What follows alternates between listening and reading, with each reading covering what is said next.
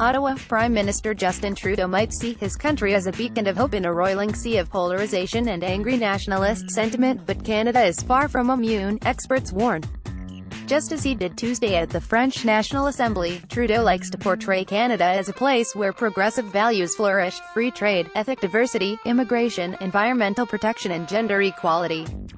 At a time when the political movements exploit the real anxiety of their citizens, Canada has chosen to be against cynicism and embrace audacity and ambition, he said.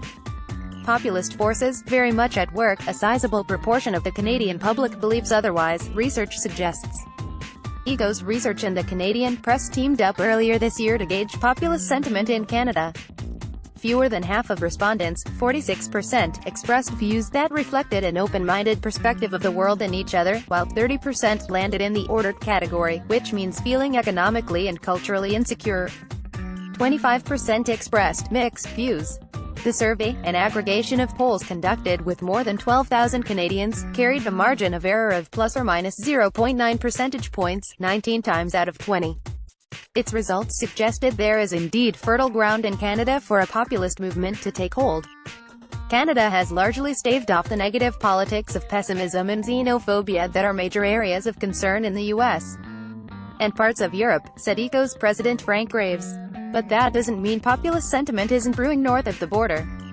These forces are very much at work, Graves said, in noting the icy reaction to Trudeau's remarks from right-wing National Front leader Marine Le Pen. Those forces are by no means extinguished in France, and we see them definitely evident in Canada as well. Chris Waddy, Reuters. Ontario Progressive Conservative leader Doug Ford speaks during a pre-election rally in Ottawa, April 16, 2018. Graves cited Ontario Conservative leader Doug Ford as an example of a political leader who speaks the language of the ordered, populist view, with campaign rhetoric that blames his liberal rivals for the economic insecurity plaguing those who are struggling.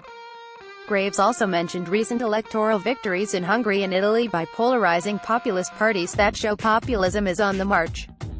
Canada did seem to be picking a different path on things like xenophobia and trade and immigration, he said of his findings.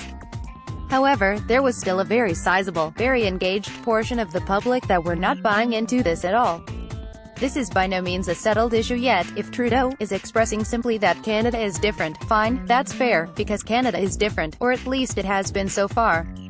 University of Amsterdam researcher Mike Medeiros, who specializes in ethnopolitics, political behavior and political psychology, pointed to immigration as an issue that could become a flashpoint in Canada, spurred in part by fear of a crackdown from U.S.